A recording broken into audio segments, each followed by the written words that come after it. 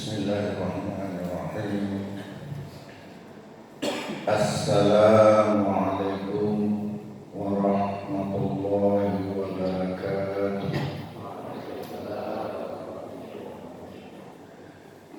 Innal hamdalillah nahmaduhu wa nasta'inuhu wa nastaghfiruh wa na'udzu billahi min shururi anfusina wa min sayyiati a'malina. من يهد الله فلا مضل له ومن يضلل فلا هادي له. اللهم صل وسلم وبارك على محمد وعلى آله وأصحابه أجمعين. Jamaah Masjid Haji Ja'far Hanafiyah yang dimuliakan oleh Allah, Allah kembali mempertemukan kita di masjid yang kita cintai ini dalam pengajian rutin subuh. Subuh ini singkat, mungkin padat, singkat karena ada acara wisuda nanti, wisudawan dan wisudawati. Hamba Allah pada pagi ini dalam waktu yang sesingkat-singkatnya kita akan membahas tentang hadiah Allah dalam beribadah bagi seorang yang sedang berada di perjalanan atau musafir. Dalam hal ini Rasulullah sallallahu alaihi wasallam bersabda, "Innallaha azza wa jalla wada'a 'anil musafir syatra as-salati wa 'anil musafir wal hamili wal murdi'i as-sawma." Hadis diriwayatkan oleh Imam Ahmad dengan sanad yang hasan. Apa arti hadis ini? Allah Rasulullah sallallahu alaihi wasallam bersabda, "Innallaha azza wa jalla wada'a 'anil musafir syatra as-salati." Sesungguhnya Allah Azza wa Jalla memudahkan, meringankan atau membolehkan, kalau terjemahan bebasnya, bagi musafir itu melaksanakan setengah dari salat. Satu itu setengah. Sesungguhnya Allah wada'a 'anil musafir, memudahkan bagi seorang musafir. Musafir itu orang yang berada dalam perjalanan. Syatras salati, setengah salat. Setengah salat maksudnya apa? Kalau 2 rakaat menjadi 2 rakaat. 2 rakaat habislah. 4 rakaat menjadi 2 rakaat. Itu syatrul setengah. 4 rakaat menjadi 2 rakaat. Kalau 3 rakaat itu enggak ada 1/2 salat. Kan maghrib kan 3 rakaat. Jangan itu enggak ada setengahnya. Enggak ada orang salat 1/2. 1/2 kan kalau dipotong 2 kan 3. Jadi kalau maghrib tetap. Juga subuh enggak bisa dipotong juga. Enggak ada orang salat subuh 1 rakaat. Jadi kalau kita lihat petunjuk Rasulullah dan para sahabat, masuk setengah itu yang 4 rakaat. Juga puasa,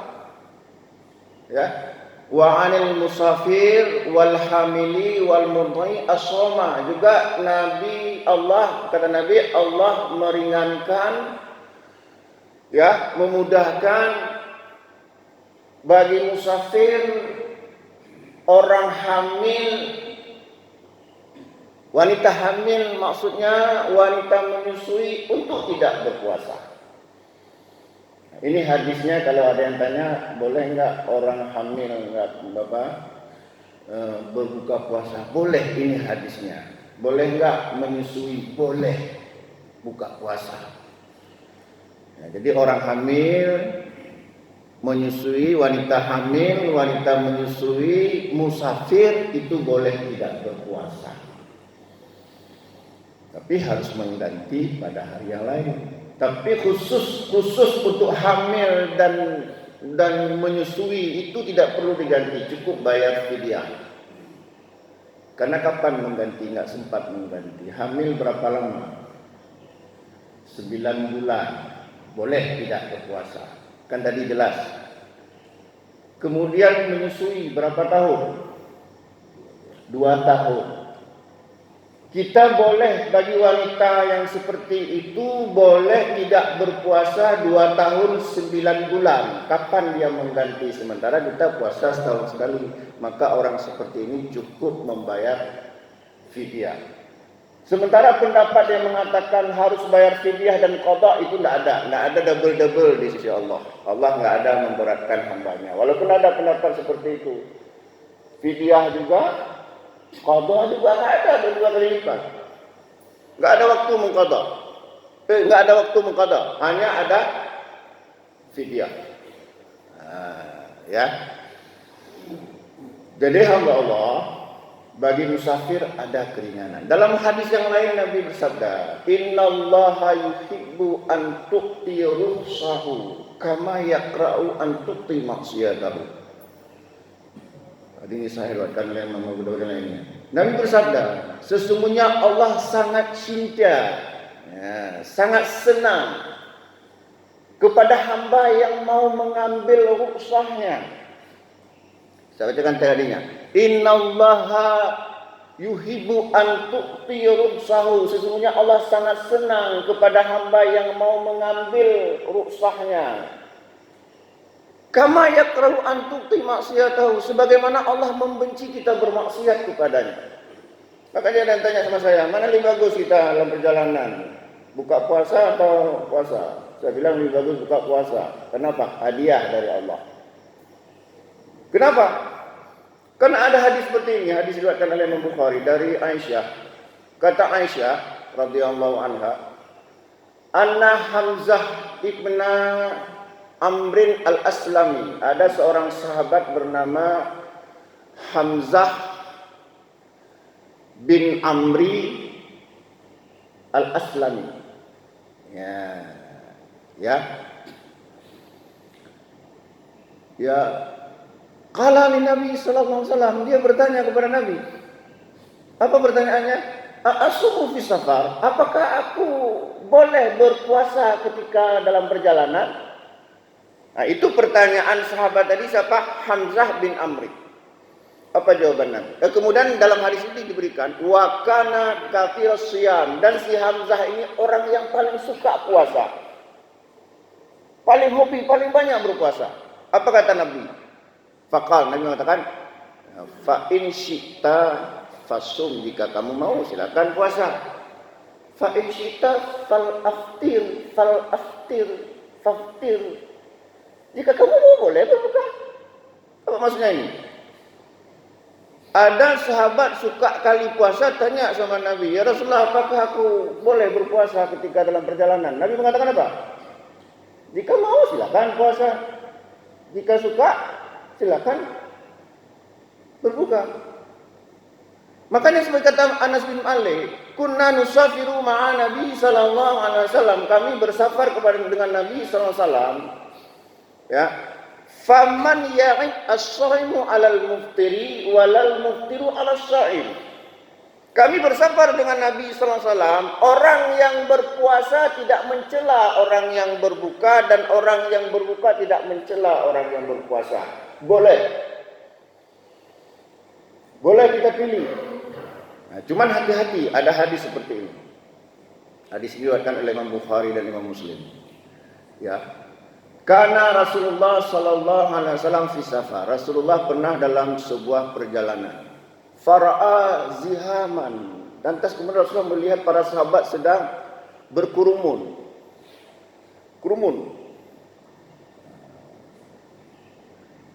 Waqat ar-rajulu dulillah alaihi. Ternyata ada seorang laki-laki sedang dikelilingi, dikerumun. Faqal, Nabi bertanya, "Mahadha? Apa ini?" Kalau mereka menjawab, "Shaim." Dia berpuasa Rasulullah tapi pingsan. Berpuasa tapi pingsan. Apa kata Nabi? Laisa minal bari asyamu fis safar. Bukanlah satu kebaikan berpuasa dalam perjalanan. Maksudnya sampai pingsan. Kau ni nak letak ujian keimanan. Oh, saya kuat sekali, mata hampir keluar. Seperti dulu pernah saya waktu saya masih tamat SMA pergi ke Subulu Salam dari tempat Tuan. Ada namanya Gunung Singgersing, Batu. Saya puasa, bulan puasa, berdua dengan teman. Saya puasa terus, teman saya buka dia, kurang ajar dia dalam hati saya. Itu rumah Haliman ini. Makan dia di puncak gunung, ada orang buka. Saya tahan puasa, dalam pikiran saya kuat kali iman.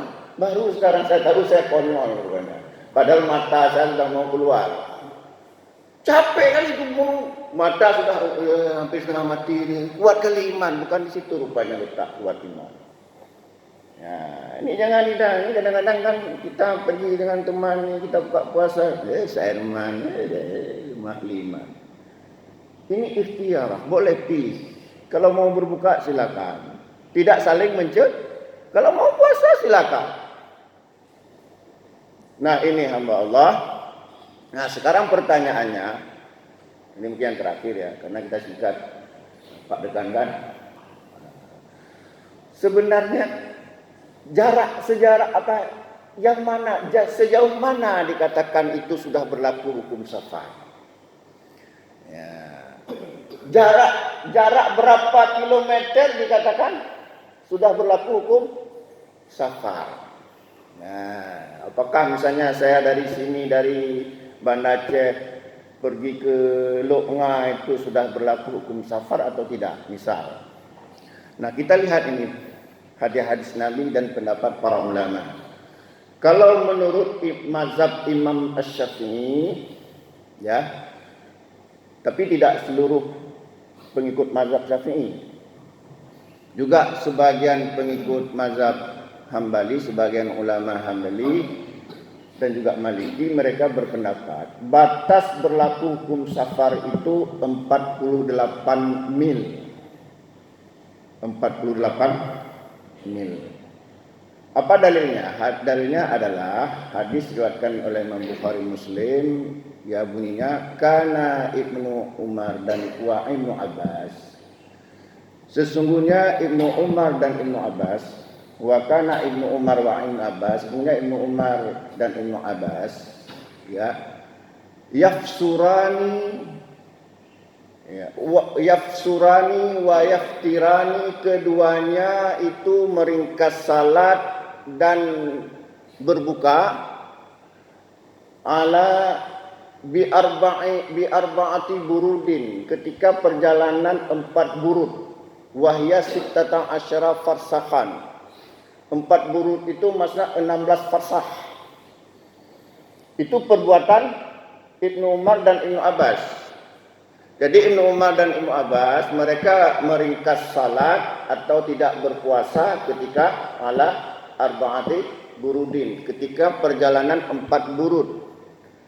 Berapa 4 burud itu? Wahya sittata asyara farsakhan, 16 farsah. Ya, coba kita hitung. Ya. Satu farsah itu 3 mil. Satu farsah 3 mil. Satu farsah 3 mil. Kali 16 berapa? 48. Nah, pertanyaannya 48 mil itu berapa kilo? Satu mil itu berapa kilo?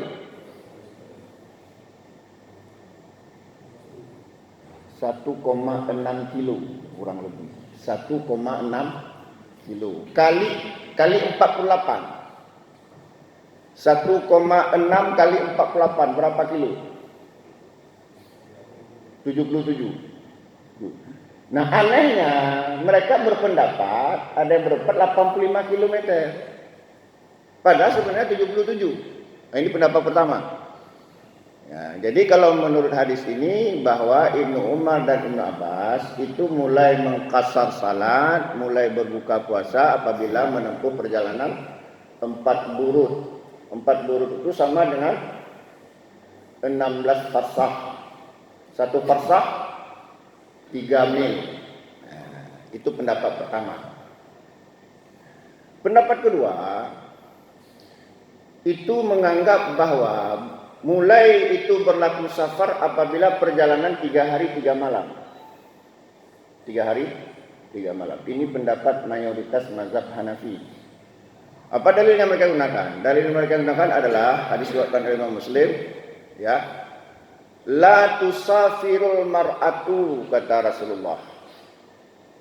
Tidak boleh seorang perempuan bersafar, ya, salah satu ayamin selama 3 hari illa ma'adhi mahram, kecuali bersama mahramnya. Hadis ini yang digunakan untuk menyatakan bahwa berlaku safar itu 3 hari.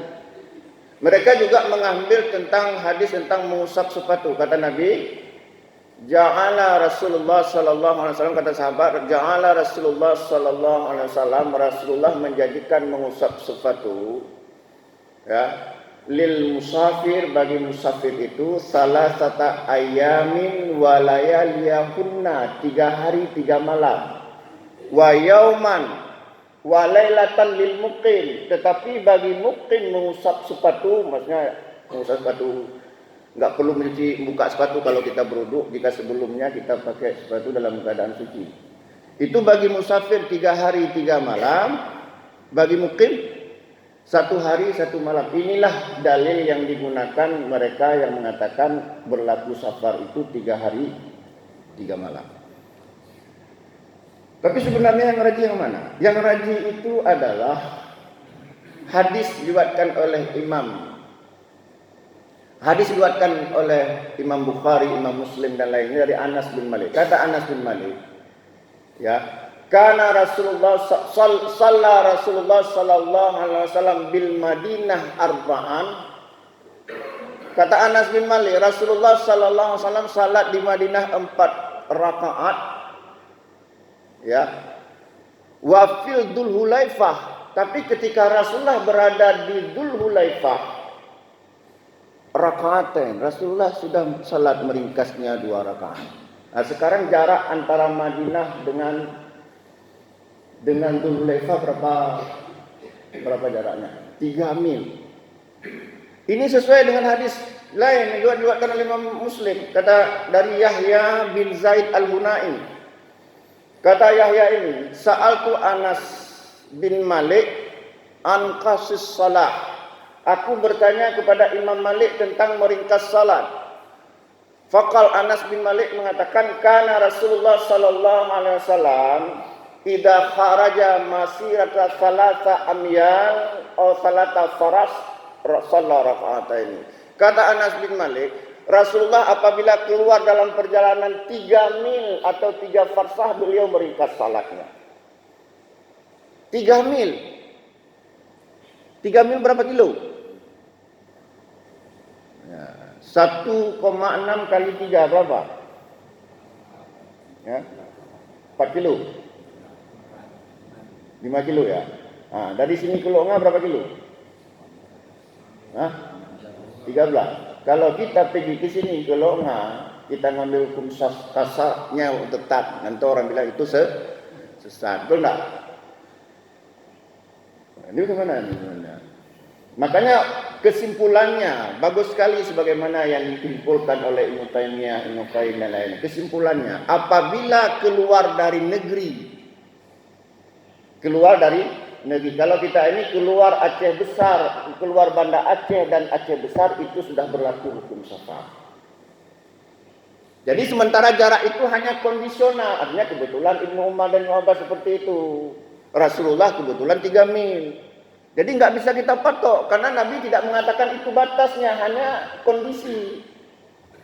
Jadi kesimpulannya, apabila kita keluar dari sebuah negeri, kalau kita mungkin dari Banda Aceh dan Aceh Besar yang dekat-dekat ya, bukan yang jauh, karena Sare Aceh Besar juga. Tapi kalau ke Sare itu sudah berlaku hukum safar. Ya, safar. Sampai jam 6 ada pertanyaan, kalau tidak ada kita akhiri. Ini bentar lagi sudah hasil kuliah ya. Hasil sedang mengambil makanan nasi pagi. Dah kita lanjutkan sekali lagi. Atau ada pertanyaan? Ada pertanyaan? Ya silakan.